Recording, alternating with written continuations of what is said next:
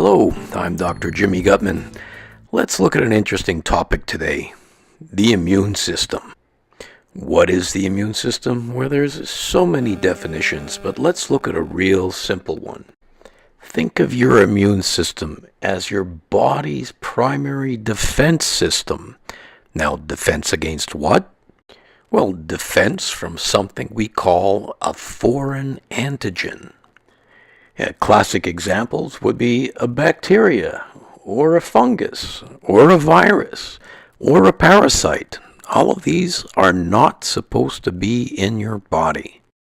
Now, given that the topic everybody is talking about these days is viral disease, let's take a closer look at my favorite topic, glutathione and viral disease.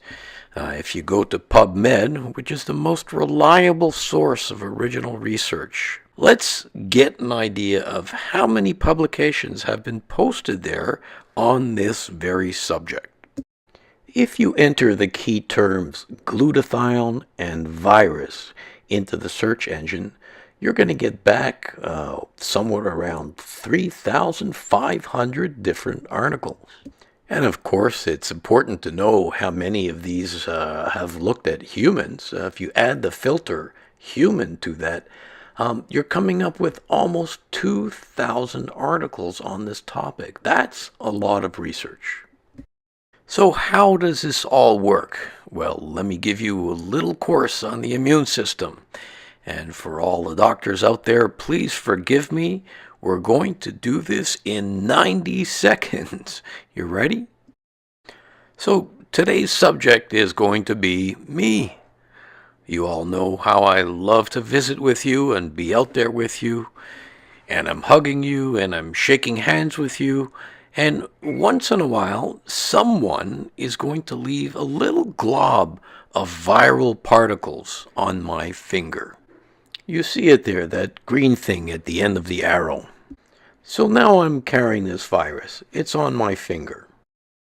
And a little later on, I forget about hygiene and I rub my eye. This gives a viral particle the opportunity to get into my bloodstream. And almost immediately, you see that viral particle being surrounded by white blood cells. These are our frontline soldiers of the immune system, and they're going to try to destroy that viral particle. But in a short period of time, there might be hundreds or thousands, and after a while even millions of these viral particles. But I only have a certain number of white blood cells. Clearly, they're going to be outnumbered. How do I continue the battle? Well, my white blood cells start to make clones of themselves. They multiply over and over and over again, trying to build up their numbers to win. And in their ideal situations, this division can take place 500 times. That's not 500 white blood cells. That's 500 divisions. So you can't even fit a number that large on your calculator. But here's the thing.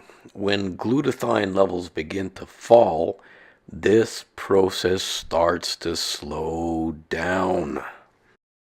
And as Dr. Gustavo Bunos so eloquently wrote, the limiting factor for the function and clonal expansion of lymphocytes, or white blood cells, is their availability of glutathione. I like to put it a little bit simpler. Think of glutathione literally as food or fuel for your immune system. Bottom line, as glutathione levels fall, so does your immune function. So please, eat well, sleep well, wash your hands regularly, don't touch your face, minimize social habits like kissing and shaking hands, and finally, pay attention to your glutathione levels. I hope you've enjoyed this little explanation of the immune system, glutathione, and better still, I hope you picked up a couple of those tips on how to keep yourself healthy and avoid infections during these challenging times. Looking forward to seeing you again soon.